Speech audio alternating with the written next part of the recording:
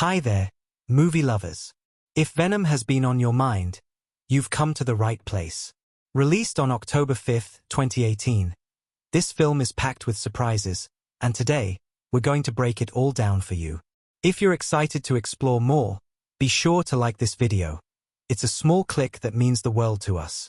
And if you're new here, don't forget to subscribe so you won't miss out on any of our deep dives into your favorite movies. Let's get started.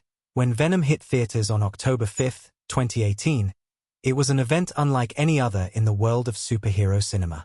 The movie arrived with a blend of mystery, anticipation, and a whole lot of curiosity. After all, it wasn't your typical Marvel story.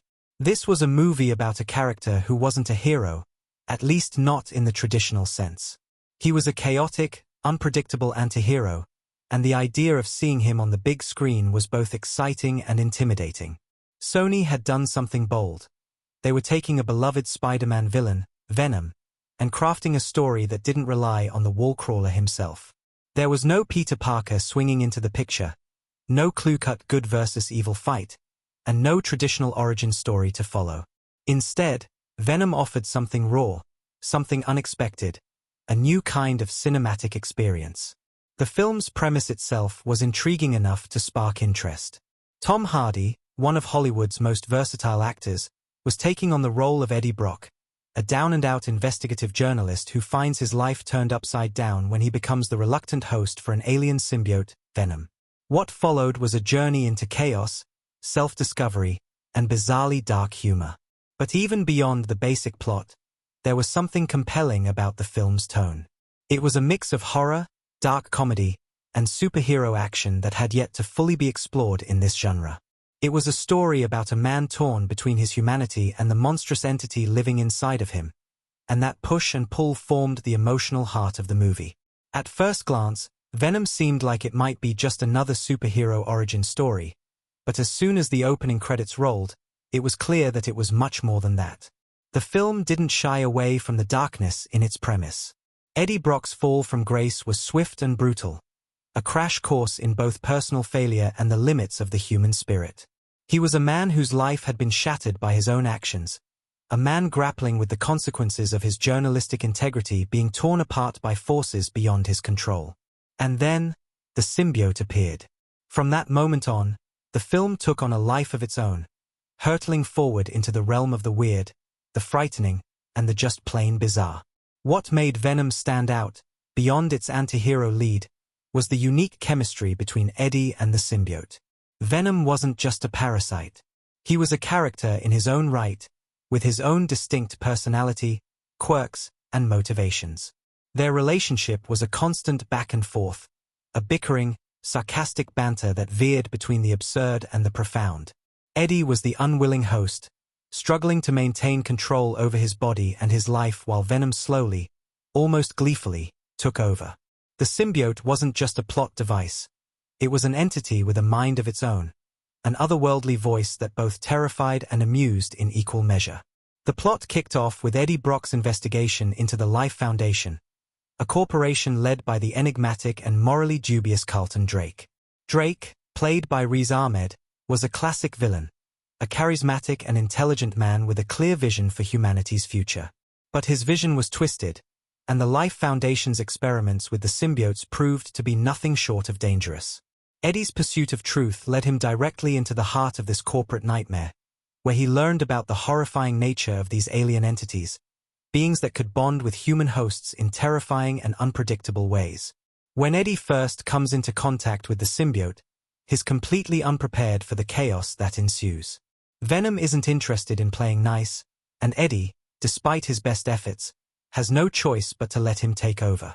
What follows is an explosive mix of action, terror, and dark humor as Eddie struggles to control his new, monstrous counterpart. At times, he's horrified by what he's becoming.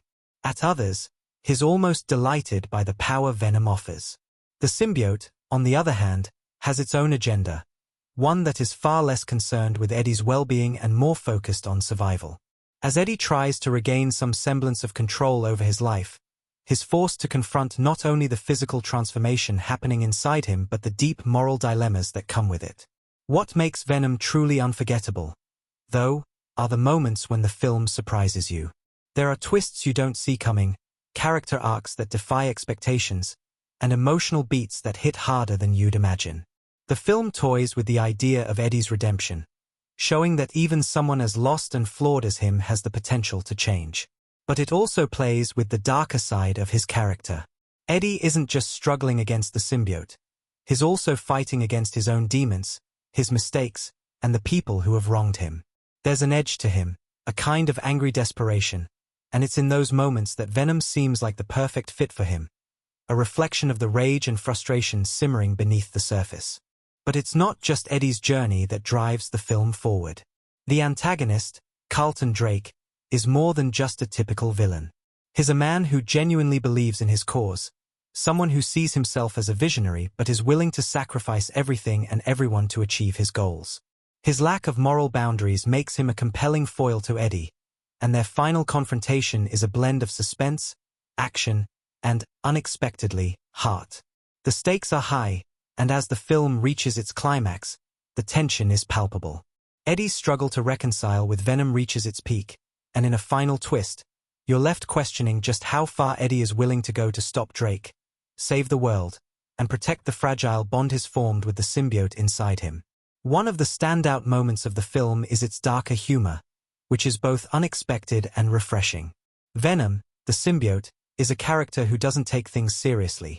He's impulsive, crude, and sarcastic, and the back and forth between him and Eddie often provides some of the film's best lines and most memorable sequences. It's in these moments that Venom really finds its identity, blending horror and comedy in a way that feels both natural and genuinely entertaining. Venom's attitude toward Eddie, constantly mocking him, calling him weak, even as they fight side by side, adds an extra layer to their partnership. It's clear that Eddie is no longer in control, but at the same time, there's a certain camaraderie that emerges, one that's built on their shared struggles and chaotic existence. As the film approaches its conclusion, the final twist leaves you with more questions than answers. While the story of Eddie and Venom's first adventure is wrapped up, it's clear that the door is wide open for more. The ending doesn't just set up a sequel. It leaves a trail of unresolved mysteries and hints at greater conflicts to come. And just when you think the story is over, there's a surprise post-credits scene that teases the future of the character, setting the stage for what's next in this twisted, unpredictable universe. It's this mix of dark humor, unexpected plot twists, and complex character dynamics that makes Venom a movie worth watching. The film doesn't just give you a traditional superhero story. It delivers a chaotic ride that keeps you on the edge of your seat, questioning who the real hero is and what it means to be one. Eddie Brock's journey from disgraced journalist to reluctant antihero is one of struggle, sacrifice, and, at times, self-realization. But it's also a story about embracing the unexpected, about finding power in the most unlikely of places, and about the strange, sometimes toxic, relationships we form along the way. Venom may not be a typical superhero movie, but in that very deviation lies its greatness. The opening scenes of Venom felt almost like a nightmare unraveling in real time. The camera lingered on a cargo ship rocking gently in the Black Sea, a distant hum of engines low in the background. As the camera swept over the glistening waters of the San Francisco Bay, the eerie quiet gave way to chaos. A cargo ship docked at a mysterious research facility, its decks littered with containers and strange, unmarked crates. Inside the ship, something was wrong. The scene felt charged with tension, and it wasn't long before the first hint of the supernatural began to surface. The ship was carrying something more than just ordinary freight. It was transporting symbiotes, alien organisms with terrifying power. What was intended to be a routine transport became the first brush with disaster, setting the stage for the catastrophic events that would soon spiral out of control. The cargo, it turned out, belonged to the Life Foundation, a shadowy organization led by the ambitious and morally indifferent Carlton Drake. As the camera shifted to reveal Drake himself, the picture of polished charisma, it was clear that he wasn't just another corporate magnate. He was a visionary, or so he believed. In his eyes, the symbiotes were the next step in human evolution, a way to push humanity beyond its limitations. But the cost of that ambition was still unknown. Drake's men, intent on getting the precious symbiotes to their destination, were already beginning to realize that their cargo might not be as cooperative as they had hoped. As one of the containers cracked open on the ship, its contents, a sleek, black, amorphous substance, began to pulse with an unnatural life of its own. Cut to Eddie Brock, our protagonist, standing on the edge of his own personal precipice. He was a man of contradictions, a passionate journalist with a sharp sense of integrity, yet deeply flawed, with a reputation that had taken a nosedive in the wake of his latest assignment. Eddie was once a highly respected reporter for the local news, known for his tenacity and his refusal to back down from a story. But life had been unkind to him recently. His personal and professional worlds were crashing down, the consequences of a single, reckless decision weighing heavily on his shoulders. At the heart of Eddie's troubles was his recent attempt to expose the Life Foundation's shady dealings. He had been investigating their mysterious operations, which seemed to be far more sinister than any legitimate business. It wasn't just corporate malfeasance Eddie was uncovering. There were whispers of something far darker, something that could threaten more than just the corporate world. He had no idea how deep the rabbit hole went until it was too late. The moment he dug into the Life Foundation's secretive research, it seemed as though every door slammed shut in his face. The moment Eddie got too close to the truth, he was fired from his job, his career in ruins, and his personal life shattered. His fiancée, and Weeing, was one of the few people left in his life who still believed in him. And, a compassionate and intelligent lawyer, had stood by Eddie through thick and thin, but even she found herself growing increasingly distant. Their once loving relationship had deteriorated, strained by Eddie's obsession with uncovering the truth behind the Life Foundation. It was clear that Eddie had crossed a line. He had become consumed with his mission, to the point where it jeopardized everything else. And tried to reason with him, urging him to let go of his dangerous pursuit. But Eddie, stubborn as ever, refused to back down. This conflict between Eddie and Anne set the stage for a major turning point in the story. Their relationship, already strained, was hanging by a thread, and it was evident that Eddie was in no position to change his course. He had already sacrificed so much for his career, but his stubbornness was leading him to make decisions that could ruin everything. His job, his relationship, his reputation. He didn't know it yet, but his obsession with exposing the Life Foundation would soon lead him into something far darker than he ever anticipated. As Eddie ventured deeper into the investigation, the story took its first chilling turn. He tracked down a former scientist who had worked for the Life Foundation, someone who might hold the key to the corporation's dark secrets. This meeting, which began with tentative hope, quickly turned ominous when the scientist warned Eddie about the symbiotes. She was visibly afraid, haunted by what she had seen during her time working for Drake. Eddie, never one to back down from a story, pushed her for more information, but the scientist only grew more agitated. Before she could say anything more, she was cut off. An unknown assailant, sent by the Life Foundation, quickly took her life. The meeting ended in violence, and Eddie barely escaped with his life intact.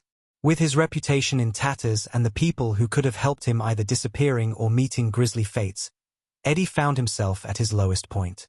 Alone, humiliated, and increasingly paranoid, Eddie returned to his apartment, nursing the bruises of both his career and his body. There was no clear path forward, no redemption in sight, just the wreckage of everything he had fought for. The Life Foundation, meanwhile, was moving forward with their plans, and Eddie had unwittingly stepped into a much larger conspiracy. Then came the day when everything changed. Eddie's life was about to be turned upside down, and the trigger would come from the most unlikely source. A strange email arrived, an invitation of sorts, one that would lead Eddie straight into the heart of the Life Foundation's secretive research. Desperate for answers and willing to risk everything, Eddie followed the lead, a path that would eventually take him to a facility hidden deep within the city's industrial heart. The moment Eddie arrived at the Life Foundation's headquarters, it became clear that the corporation's experiments were far more dangerous than he had ever imagined. The building was a labyrinth of cold steel and sterile white walls, and as Eddie moved deeper into the complex, he stumbled upon something that would haunt him for the rest of his life. A lab filled with grotesque specimens, alien creatures, and human subjects who had been experimented on in horrific ways. Among the horrors was a dark, pulsating mass, Venom. The symbiote, an alien life form of incredible strength and malice, had been contained for experimentation. It was clear that Venom wasn't the only one of its kind. Other symbiotes had been extracted and studied, each more terrifying than the last. When Eddie stumbled upon one of the containment units housing a specimen, it wasn't long before his own fate became intertwined with the alien parasite. Venom, sensing Eddie's presence, reached out. The bond between host and symbiote was immediate, instinctual, and violent. Eddie's body became the battleground for an otherworldly force, one that he could neither control nor fully understand. As the symbiote attached itself to Eddie, the lines between human and monster blurred. His transformation was painful, disorienting, and inexplicable. Eddie's world was suddenly turned upside down. The alien entity inside him wasn't just an external force. It was something more, a part of him, a voice in his head, a power that he couldn't escape. As the film's first major conflict unfolded, Eddie found himself at the mercy of a force he didn't want but couldn't fight. The symbiote wasn't just a tool. It was a living, breathing entity with its own agenda. The moment the bond formed, Eddie's life as he knew it was over. In that instant, he was no longer just a man. He was a vessel for something far more powerful, far more dangerous. But Venom wasn't only a monster. It was a reflection of Eddie's own inner turmoil, his rage, his self-loathing, and his desperate need for control. With the symbiote fully bonded to him, Eddie's once fragmented world began to shift. His struggle for control over his own body was intense, as he faced not only the alien creature inside him but also the consequences of his actions. His relationship with and deteriorated even further, with Eddie unable to explain what had happened to him. He couldn't even understand it himself. The chaotic nature of their relationship became even more strained as Eddie grappled with his new reality. As the story unfolded, small details began to surface, hints of deeper connections, glimpses of the future battles to come. The Life Foundation wasn't just experimenting with the symbiotes for scientific gain. They were planning something far more sinister. Carlton Drake, the seemingly charismatic visionary, had no intention of letting Eddie escape unscathed. He saw in the symbiotes the future of humanity, and he was willing to do whatever it took to control them. But Eddie, for all his flaws, wasn't ready to give up without a fight. The struggle for control had only just begun, and Eddie Brock was about to find himself locked in a battle between the human and the monstrous, one that would determine the fate of both worlds. As Eddie Brock's life continued spiraling out of control, the alien symbiote inside him was becoming more than just an external force. Venom had already taken root deep inside Eddie, and their relationship, a constant tug-of-war between control and chaos, was becoming something neither could ignore. In moments of desperation, Eddie would scream for the monster to leave, but Venom's voice, a dark and taunting echo inside his mind, would always answer back with venomous sarcasm, an unrelenting reminder that Eddie's life was no longer his own. It was a partnership born of necessity, one driven by mutual need. Venom required Eddie to survive, and Eddie needed Venom for a much more personal reason, revenge. The Life Foundation, led by the calculating Carlton Drake, wasn't just experimenting with symbiotes. They were building an army, and with each passing day, they grew closer to achieving their goal. Drake, blinded by his own ambition, failed to see the chaos his experiments were unleashing. His symbiote army, which included the merciless Riot, was designed to secure a future where humanity could transcend its limitations by bonding with the alien organisms. But to Drake, the symbiotes were simply tools, things to be controlled, manipulated, and weaponized. Eddie, on the other hand, was far more than a mere tool in this dark scheme. He was the catalyst for change, the only one who could truly stand against Drake's apocalyptic vision. The first real crack in Drake's seemingly impenetrable armor came when Eddie, once again pushed to the edge, was forced to confront the extent of the Life Foundation's twisted plans. The symbiotes weren't just dangerous to humans, they were a threat to the entire world. And Riot, the most lethal of them all, was nearing the point where its bond with Drake would allow it to escape the facility. The plan was simple. Riot, with its destructive power, would find and merge with other symbiotes, creating a force capable of global devastation. For Eddie, it wasn't just a battle for survival. It was a fight for the world itself. It was in these final moments, as Eddie and Venom's bond deepened, that the real strength of their partnership emerged. Despite the venomous words, the insults, and the occasional betrayals, Eddie began to realize that he couldn't face this battle alone. Venom wasn't just a monster, it was a reflection of Eddie's own fractured, angry self. The symbiote was an extension of Eddie's rage, his pain, and, oddly enough, his moral compass. Together, they were more than the sum of their parts. Together, they had the power to fight back. The tension reached its peak when Eddie, now fully aware of the stakes, infiltrated the Life Foundation's headquarters, determined to stop Riot before it could break free. In the cold, sterile halls of the facility, Eddie came face to face with Drake, who had grown increasingly unhinged as the symbiotes began to exert their influence. Riot, bonded with Drake, towered over Eddie, an unstoppable force of rage and destruction. The final battle was imminent, and the stakes couldn't have been higher. The fate of the world rested on Eddie's shoulders, but it wasn't just about saving humanity. It was about redemption, about proving to himself that he wasn't just a failure, that he could still fight for something good. The first clash between Eddie, bonded with Venom, and Riot, led by Drake, was brutal. It wasn't just a fight between two symbiotes. It was a battle of ideologies, a clash of wills. Eddie, vulnerable in his humanity, was constantly outmatched by the sheer power of Riot, a force that seemed unstoppable. But Venom, never one to back down, whispered to Eddie, urging him to embrace the chaos, to let go of his doubts, and to fight not just for survival, but for something bigger. And so, Eddie did. The fight that ensued was a whirlwind of destruction, symbiotes clashing with an intensity that rattled the walls of the facility. Each blow landed with the sound of thunder, each moment pulling Eddie deeper into the struggle. In the midst of the chaos, Eddie began to understand something he hadn't before. The symbiote didn't just want destruction. It wanted something more complicated than mindless violence. It wanted to survive, to be free, and in that desire for freedom, Eddie saw a reflection of himself. Like Venom, Eddie had spent so much of his life locked in a cage of his own making. His own guilt, his own anger, his own failure. But now, in this moment of absolute chaos, Eddie realized that the fight wasn't just about winning. It was about taking control of his life again, about refusing to be a pawn in someone else's twisted game. The stakes were higher than ever, and the cost of failure was unthinkable. But Eddie wasn't going to give up. Not now. The final confrontation was a breathtaking spectacle, each second feeling like it could be the last.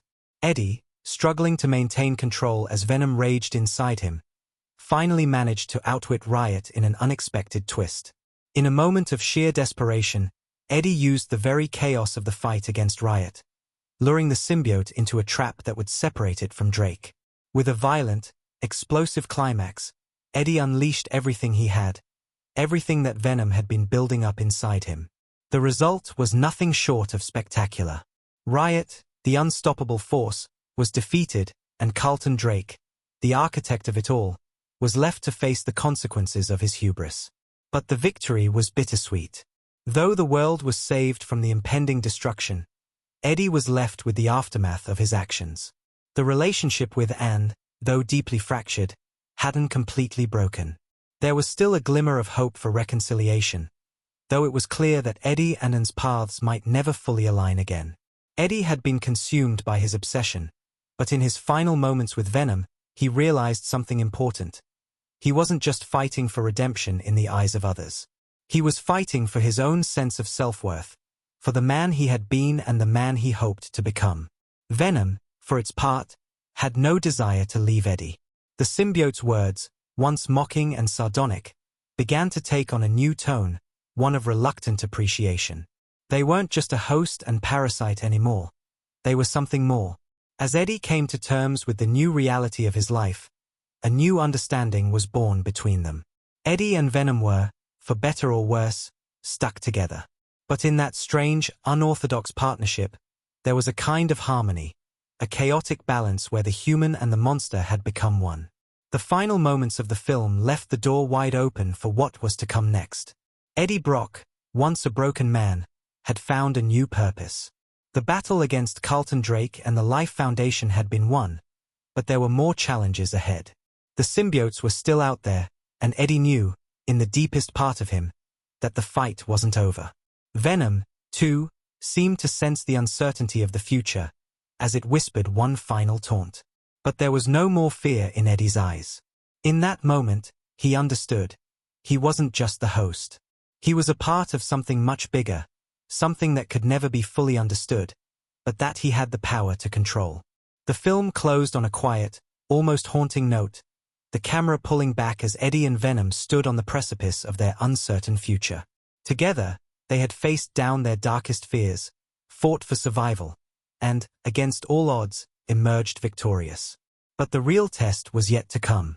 With the world still reeling from the events set in motion by the Life Foundation, Eddie and Venom, for better or worse, were destined to be a part of something much larger. The story had only just begun. Eddie Brock was, from the outset, a character caught between two worlds.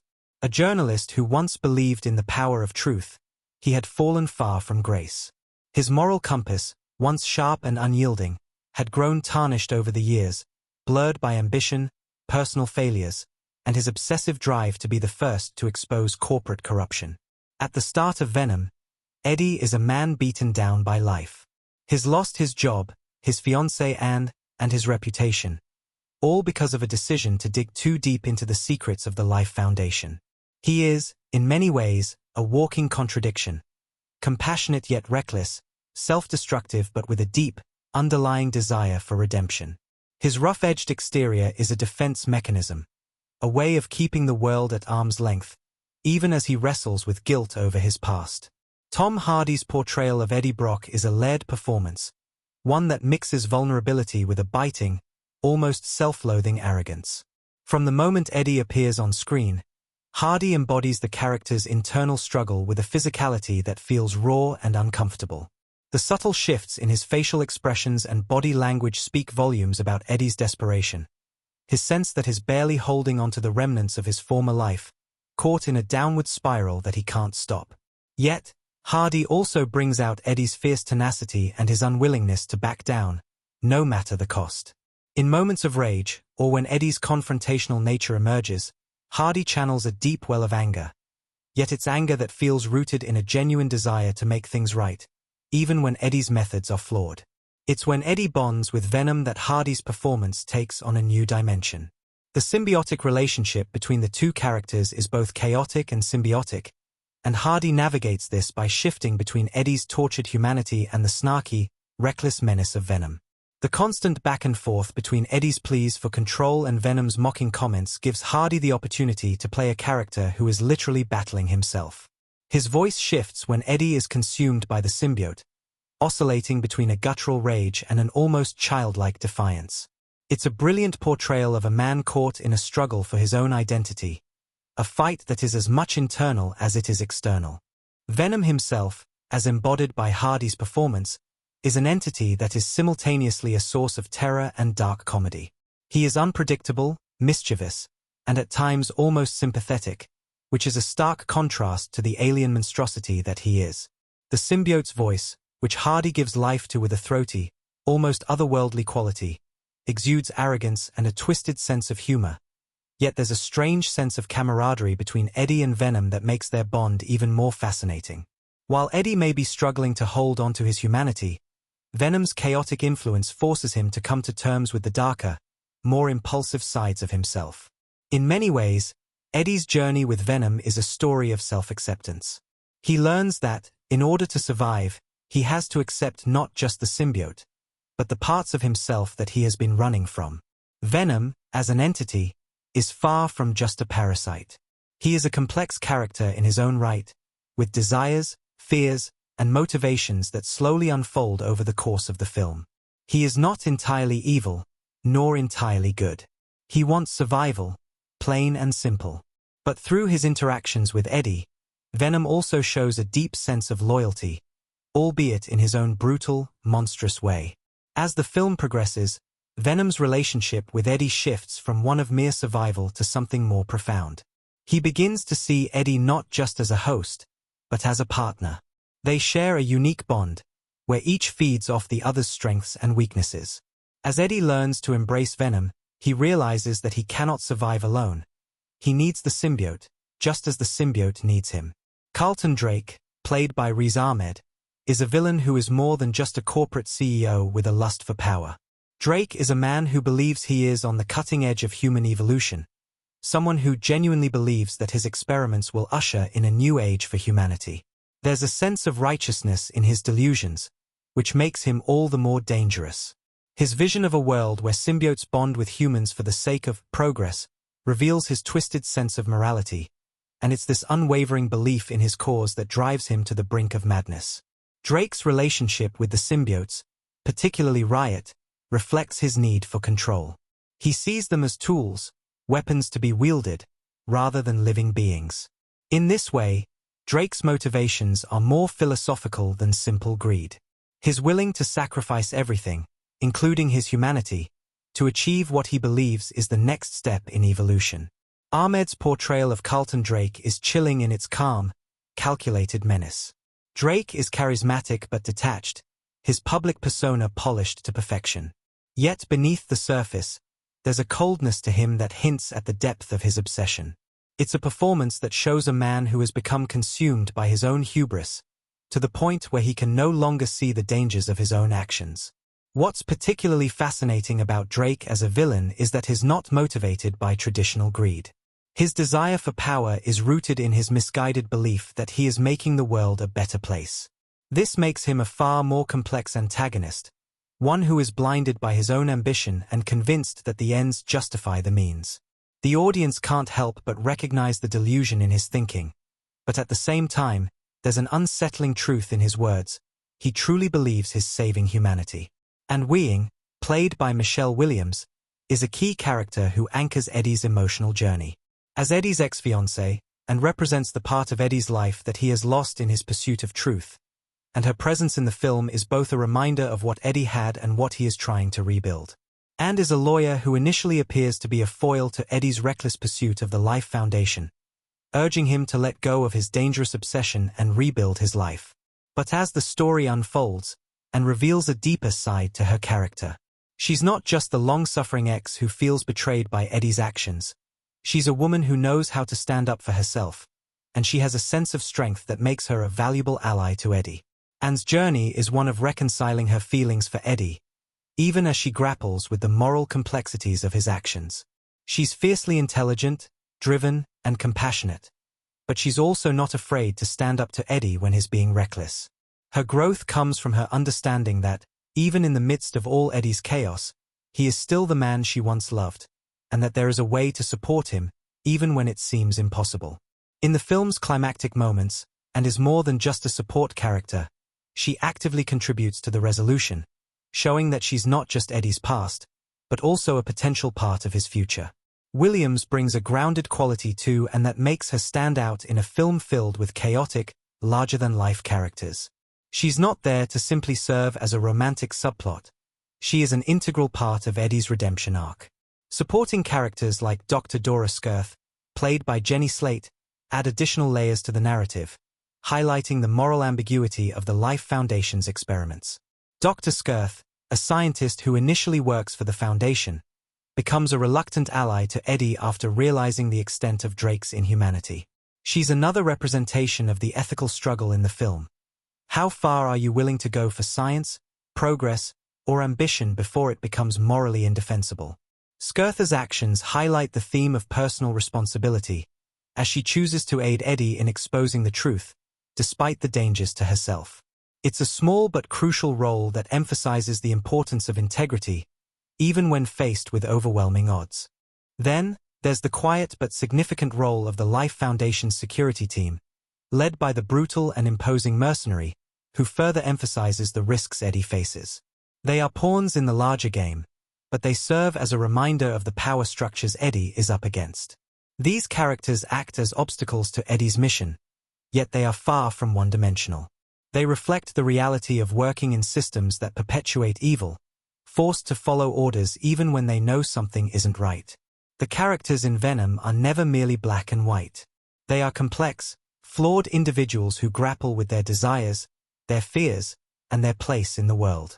Eddie's journey is ultimately one of self-discovery, and the people around him, and Drake, Venom, and the supporting characters, each serve as mirrors to his own struggles. What makes the film resonate emotionally is that these characters, from the protagonist to the villain, are deeply human, even when they are anything but. Their growth, their mistakes, and their ultimate paths are the threads that tie the film together, creating a narrative that feels both personal and universal. The performances, from Hardy's dynamic portrayal of Eddie and Venom to Ahmed's chilling turn as Drake, bring these characters to life in a way that feels both grounded and larger than life. Creating a film like Venom was a journey fraught with challenges, creative decisions, and surprising moments that would shape the film into the unique experience it became. From the first whispers of its development to the final cut, the movie's production was a whirlwind of decisions, on-set improvisation, and remarkable behind-the-scenes moments that helped bring the symbiotic relationship between Eddie Brock and Venom to life on the big screen. As with any film, the story behind the story often holds just as much intrigue, and Venom's creation was no exception. The journey began when Sony announced in 2016 that it would be developing a standalone Venom film, setting the stage for one of Marvel's most iconic anti-heroes to make his cinematic debut in a way that had never been attempted before. For many, Venom was a character steeped in mystery, an anti-hero with shades of both villainy and heroism, depending on which comic storyline you read. The decision to make a Venom film was bold. The challenge, however, lay in how to balance the chaotic, monstrous nature of the character with the human elements that would keep the audience engaged. The film would walk a fine line between horror, dark humor, and superhero action, a task that would require the perfect blend of talent behind and in front of the camera. One of the most pivotal decisions early on was the casting of Eddie Brock, a character who required a unique level of complexity. Tom Hardy, known for his ability to disappear into his roles, was selected to play the lead, bringing his raw intensity to Eddie's tortured psyche. Hardy's connection to the character was immediate, though not in the way many might expect. In interviews, Hardy has shared that his involvement in Venom wasn't initially based on the comics. Instead, his interest came from a deeper, more personal place, his connection with the idea of transformation and identity. The concept of a character who is fundamentally changed, who is forced to navigate a new reality, resonated with him on a profound level. Hardy wasn't just playing Eddie Brock. He was playing a man at war with himself. This internal conflict would form the core of the film's emotional depth, and Hardy's commitment to this made the symbiotic relationship between Eddie and Venom feel so authentic. His portrayal was driven by a sense of vulnerability, a brokenness that made Eddie's eventual growth both emotional and physical. Hardy's personal approach to Eddie's relationship with Venom involved a surprising degree of improvisation. The back and forth between Eddie and Venom, especially the snarky exchanges and the chaotic banter, was often unscripted, with Hardy ad-libbing lines on set to bring a spontaneous energy to the scenes. The dynamic between Eddie and Venom, while scripted in its broad strokes, benefited greatly from Hardy's willingness to embrace the unpredictable nature of their bond. Of course, no Venom film would be complete without the monstrous presence of Venom himself. The design of Venom was a process that required both technical precision and creative freedom. The filmmakers were keenly aware that they were working with a character who had one of the most distinctive visual identities in all of comics. Venom is both grotesque and captivating, a creature whose very appearance can be both repellent and mesmerizing. The design team, led by visual effects supervisor Jerrica Cleland and creature designer Amro Attia, worked tirelessly to ensure that Venom's look captured the essence of the character's comic book origins while also adding a layer of newness for the film. The symbiote's sleek, flowing tendrils and bulging, shark-like mouth were the result of extensive research and design work, drawing inspiration from both traditional horror creatures and alien beings. One of the biggest challenges faced by the design team was how to make Venom's large, monstrous body feel as agile and fluid as possible. This would later become a defining characteristic of Venom's movements, particularly during the film's action scenes.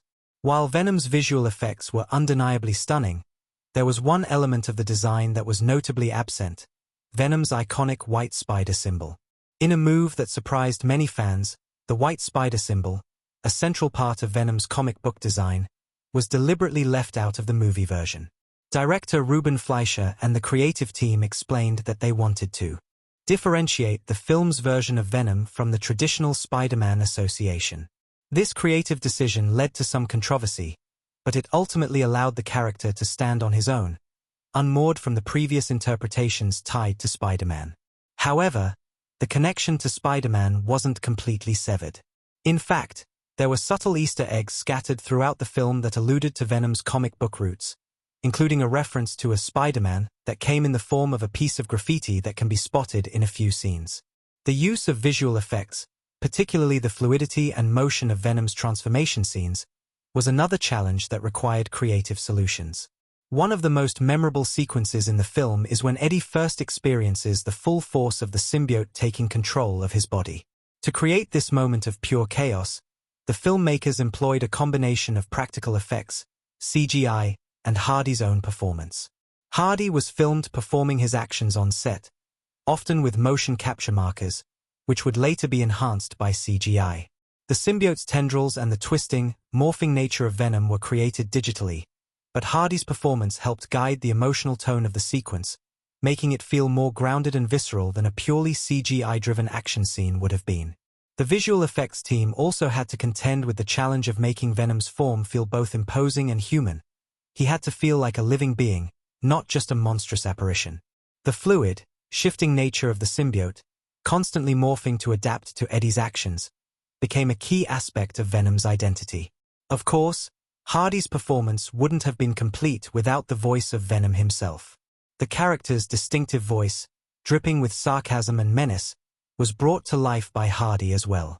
Hardy, known for his versatility, crafted a voice that was both alien and oddly familiar, a voice that could switch between sinister and humorous with ease.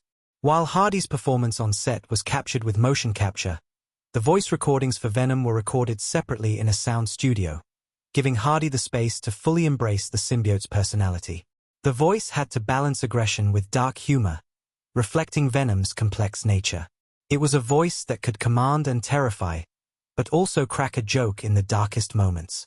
Hardy's performance as both Eddie and Venom helped create a seamless, almost schizophrenic experience for the audience, where the line between hero and monster is constantly shifting. As with any major production, Venom was not without its hurdles. One of the most notable behind-the-scenes challenges came during post-production, where the tone of the film evolved significantly. Initially, the film was intended to be darker, more horror-centric in line with Venom's comic book roots, but during test screenings, audiences reacted strongly to the humor and chaos between Eddie and Venom. The filmmakers realized that the balance of dark action with comedic relief was working better than anticipated, and they made the decision to shift the film's tone to embrace this energy more fully. The result was a film that felt like a twisted buddy comedy wrapped in superhero action, a decision that would define Venom's unique appeal. The film's score, composed by Ludwig Göransson, added another layer to the film's overall mood. Known for his work on Black Panther and Creed, Göransson's score for Venom mixed heavy bass-driven sounds with electronic elements, giving the film an edgy, visceral quality. His music echoed the chaos and intensity of Eddie and Venom's relationship, pulsing and shifting in sync with the symbiote's chaotic presence. There's a deliberate rawness to the score, using dissonant tones and heavy beats that mirror the disorienting experience of Eddie's transformation. The music underscores the film's themes of inner conflict and transformation, amplifying the stakes of Eddie's struggle against both the symbiote and his own fractured self. On set, there were also moments of humor and light-heartedness that contrasted sharply with the intense action sequences. Hardy's natural charisma and sense of humor were a constant presence behind the scenes, often lightening the mood during the more grueling shoots. He and Michelle Williams, who played and Weeing, had an easy rapport, and much of their chemistry on screen was the result of their off-screen camaraderie. Hardy was known to ad-lib many of the comedic moments between Eddie and Anne, especially during the more tense scenes where Eddie was trying to regain control of his body. These spontaneous moments added an unexpected warmth to the film, balancing out the darker, more chaotic elements. One of the most delightful Easter eggs in the film came in the form of a blink-and-you-miss-it reference to Spider-Man. In the final battle sequence, as Eddie and Venom fight to protect the city, there's a brief moment where the camera lingers on a piece of graffiti depicting a red and blue superhero suit, clearly referencing Spider-Man. Though the character was not directly involved in the film's storyline, The nod to Spider-Man was a reminder of the comic roots from which Venom originated. The film also included references to other Marvel characters, expanding the film's universe beyond the confines of the movie itself. As the credits rolled on Venom, audiences were left with the promise of more stories to come. The film's success, both commercially and with fans, set the stage for the inevitable sequel, which would explore the next chapter of Eddie and Venom's tumultuous relationship. From the moment Eddie Brock first encounters the symbiote, Venom takes on a tone that's at once thrilling and unsettling, the emotional undercurrents of the film weaving through every action-packed set-piece and character interaction. The movie is propelled not just by its visual spectacle but by the emotional stakes and the deep, often turbulent, character arcs at its heart. Key moments throughout the film resonate because they delve into the complexities of identity, moral ambiguity, and the constant struggle between darkness and light, making Venom more than just a tale of alien creatures and chaotic battles. It's a story about human vulnerability, redemption, and, in many ways, the inescapable nature of self-doubt. These key moments, both big and small, elevate Venom beyond the genre trappings into something that speaks to the personal battles each of us faces in our lives. One of the film's most significant early moments comes when Eddie Brock, a man broken by the weight of his past mistakes, first bonds with the alien symbiote. The scene is equal parts terrifying and awe-inspiring, marking the beginning of an unpredictable and dangerous partnership between Eddie and Venom. Eddie, who has already been stripped of his career, his dignity, and his relationship with Anne, is desperate for answers when he stumbles upon the Life Foundation's unethical experimentation. His hunger for truth, though admirable, blinds him to the potential consequences, and the fallout from his actions culminates in his near-death experience at the hands of the symbiote. This moment represents Eddie's lowest point, a man utterly defeated and without hope, staring down a future filled with only chaos and regret. However, it's in the darkness that something unexpected happens. As the symbiote takes hold of him, Eddie gains a new lease on life, albeit one that comes with violent and uncontrollable consequences. The bond between Eddie and Venom is not just physical, it's spiritual, emotional, and, in many ways, redemptive. It's a moment of rebirth, but a rebirth that requires Eddie to confront his deepest flaws. What makes this moment so powerful isn't just the shock and horror of Eddie's transformation. It's the tension between the two characters, which underpins every aspect of their relationship. Eddie's internal struggle is palpable. His fear of losing control is countered by Venom's raw, almost childlike desire for freedom. There's an incredible tension in these early scenes as Eddie fights against Venom's chaotic influence. He doesn't want to be consumed by the symbiote, but at the same time, he has no choice. This dynamic, the push and pull between Eddie's resistance and Venom's insatiable hunger, becomes the emotional core of the film. The audience feels Eddie's pain and confusion as he is thrust into a battle for control of his own body, his mind, and his identity. The film's humor, much of it driven by Venom's sardonic and mischievous nature, adds an unexpected layer to the narrative. The moments when Eddie and Venom bicker, argue, or outright insult each other provide a fascinating counterpoint to the darker themes of the film. There's something inherently human about the way Eddie and Venom interact. At its core, their relationship is one of necessity. They need each other to survive. But it's also one of growth, as Eddie is forced to evolve and adapt in ways he never expected. Venom's constant taunting and ridicule may be played for laughs, but they also force Eddie to question who he is and what he's willing to become. At one point, when Eddie and Venom are having a particularly heated argument, Venom quips, "You're a loser, Eddie." It's a line that cuts deep, not just because it's a moment of personal degradation for Eddie, but because it speaks to the truth that many of us have faced. That moment when we realize we've lost everything and we don't know how to get it back. It's in these moments that the film's emotional impact lands hardest. The confrontation between Eddie and Carlton Drake, played with chilling precision by Riz Ahmed, provides one of the film's most pivotal moments. Drake, driven by his own deluded sense of righteousness, is a villain with motivations that go beyond simple greed. He believes that by bonding with the symbiotes, he can create a new world, one where human evolution is accelerated through the power of these alien parasites. It's a vision that, in his mind, is not just a means to gain power but a way to push humanity to its next stage. This makes him both dangerous and strangely compelling. His passion is not rooted in personal gain but in an obsession with transcending the limitations of the human race. This philosophical depth gives Drake a complexity that makes him more than a typical antagonist. The moment when Eddie and Drake face off is not just a battle of wits or strength, but of ideologies. Drake represents the cold, detached pursuit of knowledge and power at any cost, where ethics and morality are mere obstacles to achieving the greater good. Eddie, however, represents the flawed, human side of the equation. He's driven by his emotions, by a sense of guilt, redemption, and, ultimately, the need to do what's right. This clash between Eddie's messy humanity and Drake's sterile vision of progress gives the film its thematic heft. As the two characters lock horns, it's clear that this fight isn't just about control of the symbiotes. It's about the greater question of what it means to be human, to be flawed, to strive for something better despite the odds. Yet, even in this high-stakes, action-packed confrontation, the emotional undercurrent of the film remains present. The stakes are personal for Eddie.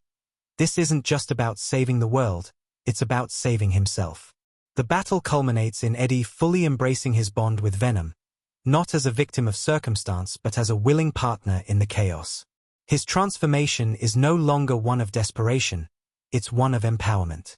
He is no longer fighting against the symbiote but alongside it. This shift is a powerful one, symbolizing Eddie's acceptance of his own imperfections and his willingness to fight for what is right, even if it means embracing the darker side of himself. Another key moment that resonates emotionally is Eddie's reunion with Anne, his ex-fiancée. Their relationship, once fractured beyond repair, becomes a significant emotional anchor in the film. And, portrayed with both warmth and intelligence by Michelle Williams, represents Eddie's past, before the downward spiral of his career, before the reckless pursuit of truth consumed him. Their reunion is not just about rekindling lost love but about redemption and forgiveness. When Eddie is at his lowest, it's Anne who reminds him of the man he used to be, the man he can still become. There's a quiet emotional strength in their scenes together, particularly when Anne, despite all of Eddie's faults, chooses to help him in his mission. It's a moment of trust and support that contrasts sharply with the chaos of the rest of the film. The emotional weight of their relationship is the film's grounding element, reminding the audience that, despite the monstrous presence of Venom, there is still a human heart beating at the center of the chaos. The film's resolution is another moment where its thematic elements come full circle. Eddie's final confrontation with Riot, the film's other symbiote antagonist, sees Eddie embracing not just his bond with Venom but his newfound sense of purpose. He has gone from being a man who wanted to expose the truth at all costs to someone who is now willing to fight for a cause bigger than himself. The final battle is one of pure chaos, as Eddie and Venom work in tandem to defeat their shared enemy. But it's also the culmination of Eddie's journey, a man who, for the first time in the film, has found peace with himself and his choices. This moment of triumph, where Eddie stands side by side with Venom against the odds, symbolizes his acceptance of the darker, chaotic parts of himself and his willingness to move forward, no longer defined by his past failures. What makes Venom stand out as a superhero film is its ability to balance the thrilling spectacle with a deep emotional core. Every key moment, from Eddie's transformation to his final battle, is imbued with thematic weight. The movie doesn't just ask what it means to be a hero, it explores what it means to be human, flawed, conflicted, and imperfect. It's in these moments of personal struggle, vulnerability, and redemption that the film resonates most strongly with audiences. These moments of self-discovery, paired with the visceral action and humor, give Venom its unique emotional depth, turning it into a story about identity, acceptance, and the power of change. Each twist, each revelation, and each conflict not only drives the plot forward but also deepens the audience's connection to Eddie Brock and the symbiote he can't escape. Through these key moments, Venom proves that even in the darkest, most chaotic moments, there's always the possibility of redemption, and that sometimes, the most monstrous parts of us can lead to the greatest transformations. The making of Venom was a masterclass in combining cutting-edge technology with traditional filmmaking craftsmanship. From its striking cinematography to its innovative use of sound and visual effects, every technical choice was made to enhance the film's emotional depth while delivering a visually stunning and visceral experience. The movie's success can be attributed to the careful planning and creative decisions that shaped its look, feel, and tone. Decisions that were made both on the fly and in painstaking detail by a dedicated team of filmmakers. At the heart of Venom's visual storytelling is the cinematography, which captures the chaotic energy of Eddie Brock's transformation while maintaining a grounded, almost gritty realism.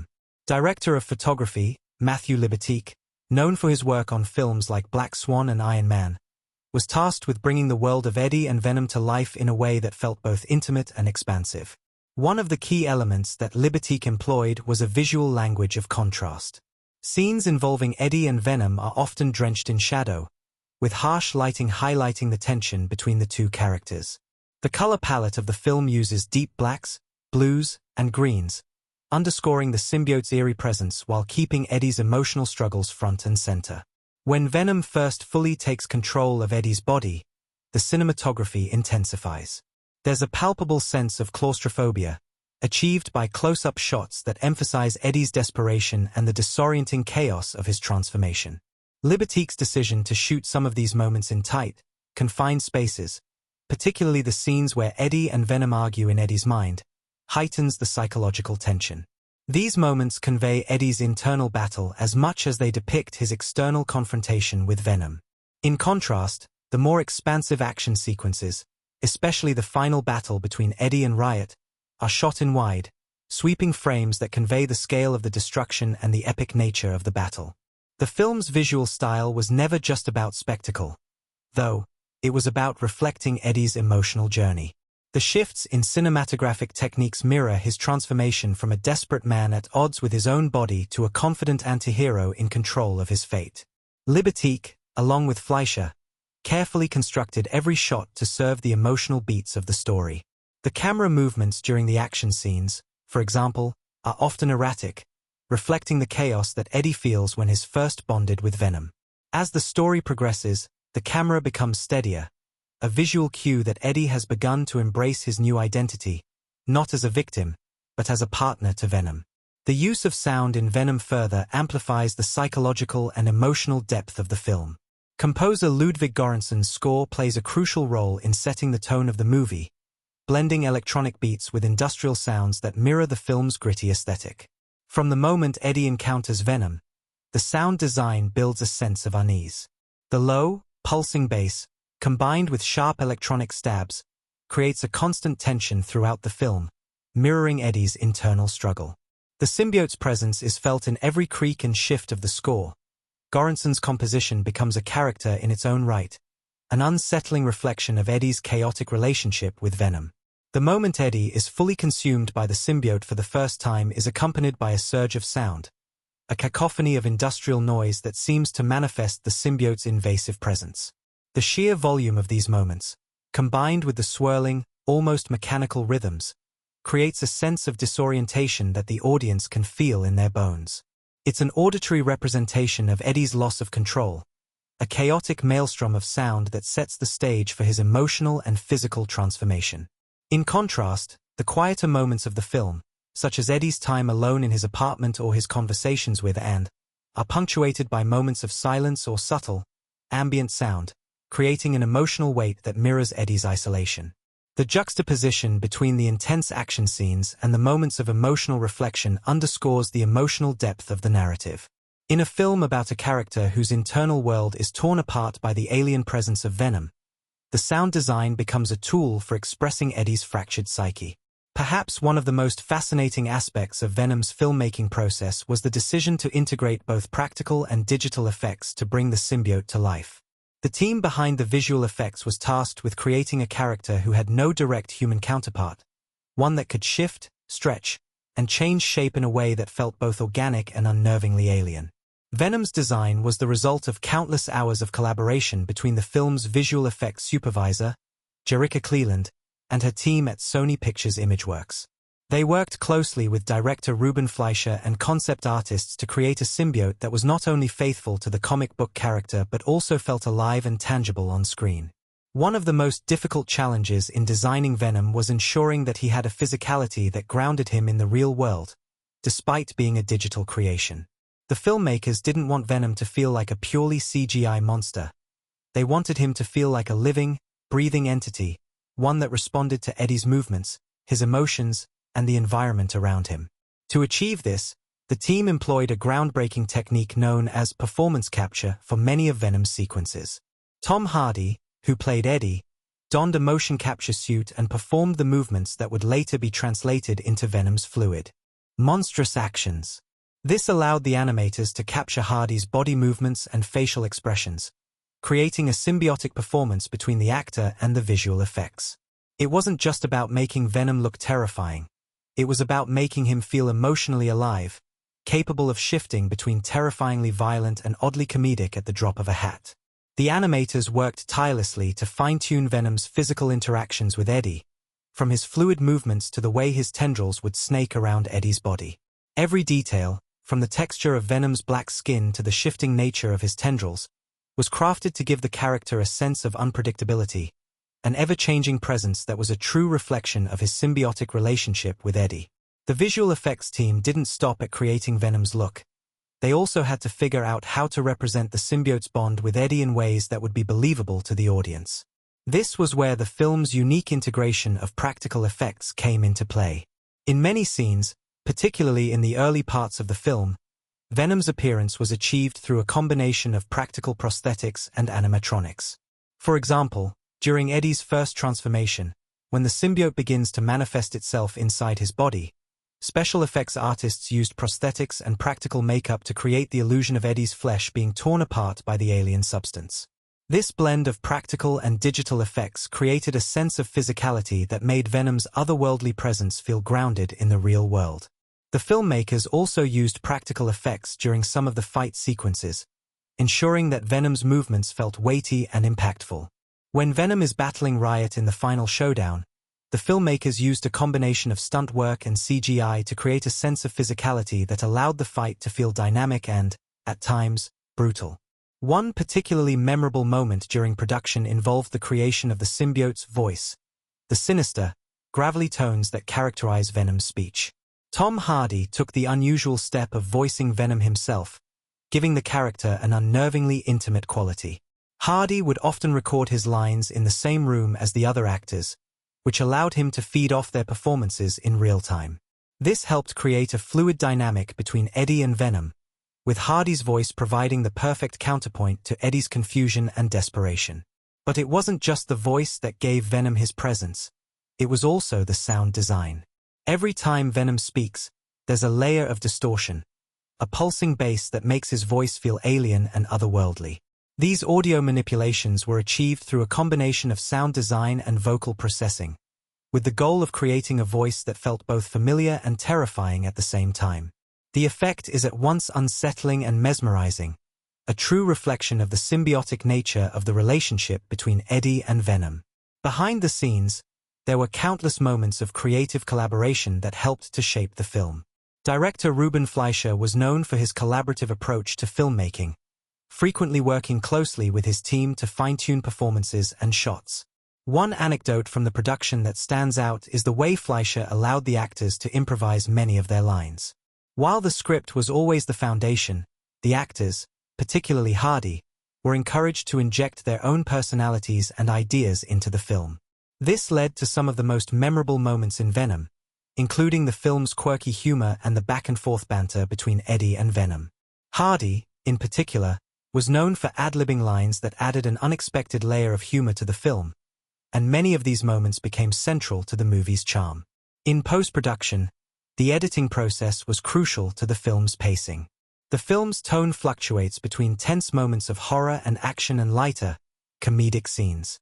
Editors, including Marion Brandon, worked diligently to strike the right balance between these elements, ensuring that the humor didn't undermine the intensity of the film's darker moments. This careful pacing allowed the movie to move from one emotional beat to the next without ever feeling too jarring. The final result was a film that kept the audience on the edge of their seats, constantly shifting. At first glance, Venom may seem like just another high-octane superhero movie, offering up thrilling action sequences, witty dialogue, and a monstrous antagonist. But beneath its chaotic surface, there lies a tapestry of deeper themes and rich symbolism that elevate the film from mere spectacle to something more introspective and resonant. The story of Eddie Brock and his turbulent relationship with the alien symbiote is not just a tale of power and violence. It's also a meditation on identity, duality, and the complexities of self-acceptance. At its core, Venom explores the nature of transformation, both physical and psychological, and the way in which individuals reconcile with their inner darkness to find a sense of balance and purpose. Eddie Brock, portrayed by Tom Hardy with a mix of vulnerability and swagger, is a man who has already experienced the sharp sting of failure. His life, once promising as an investigative journalist, has been shattered by a scandal that led to the loss of his career, his fiancée, and his sense of self. Eddie is caught in a cycle of self-loathing, constantly haunted by the mistakes of his past and the unforgiving nature of his career's fall from grace.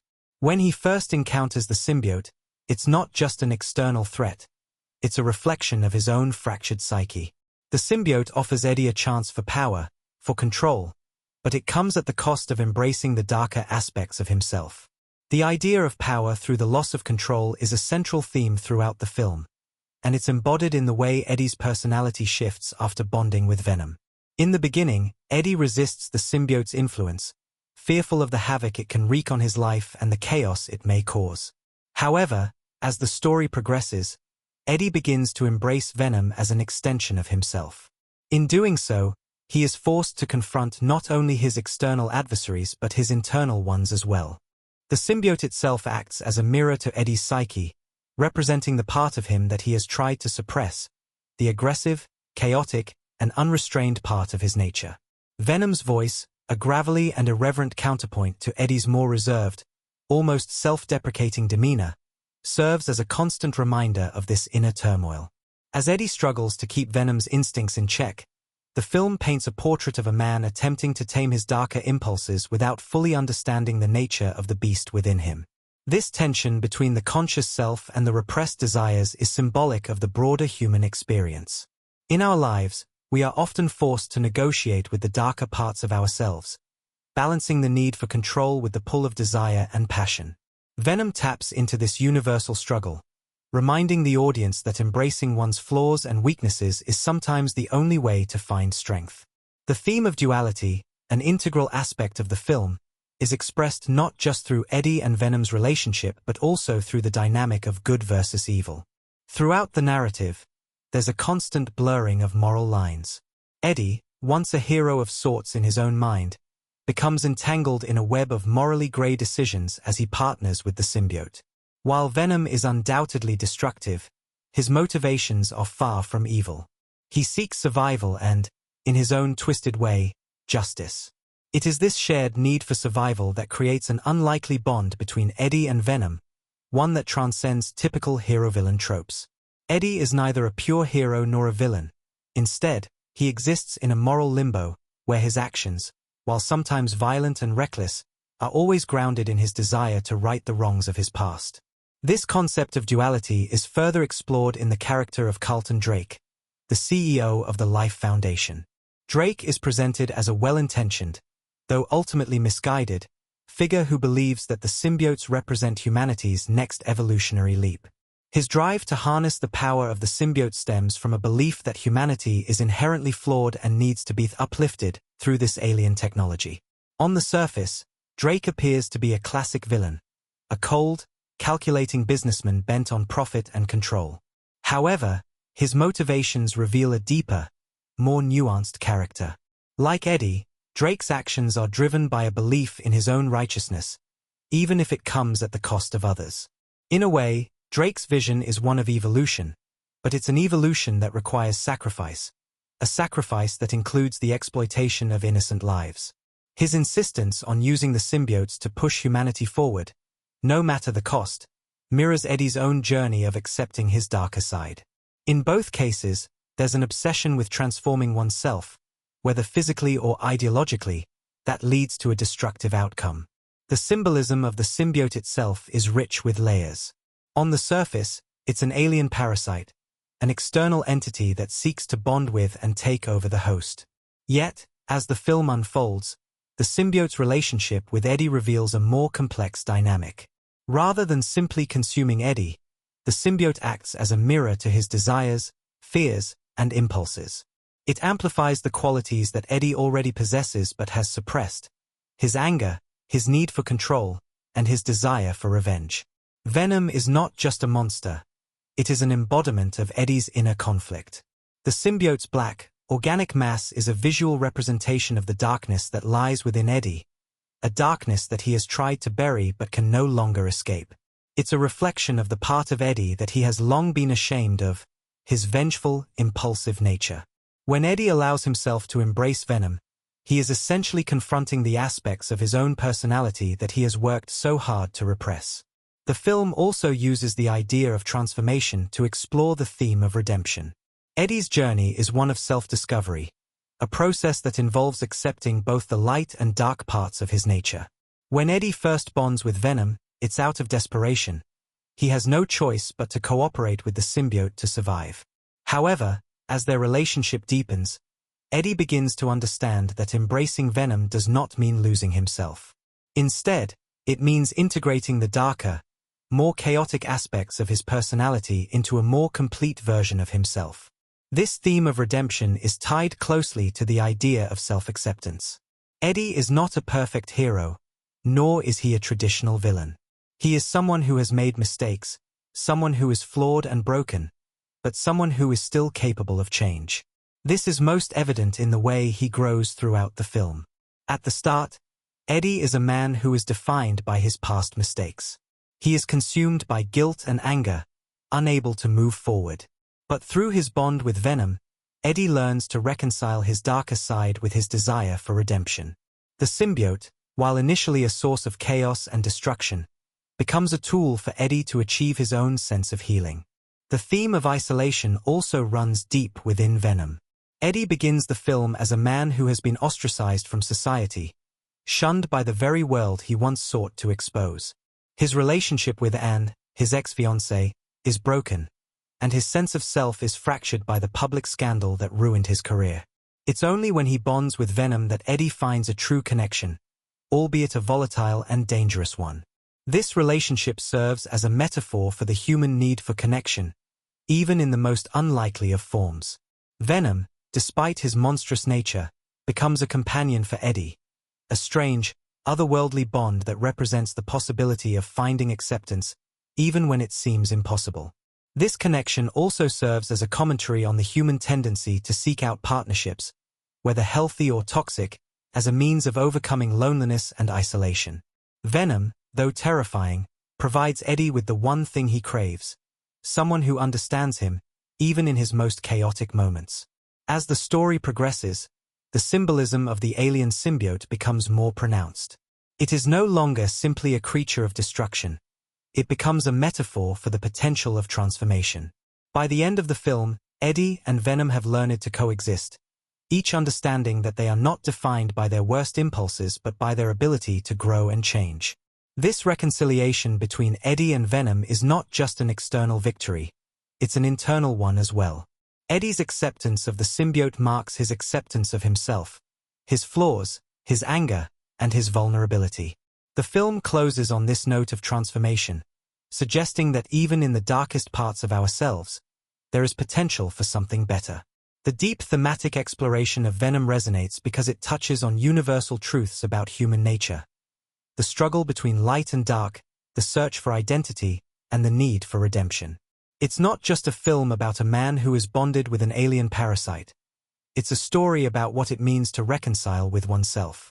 The symbolism of the symbiote as both a curse and a potential source of strength mirrors Eddie's journey towards self-acceptance, where the chaotic, destructive parts of his personality are woven into something more harmonious. By the end, Eddie's relationship with Venom is no longer one of conflict but one of partnership.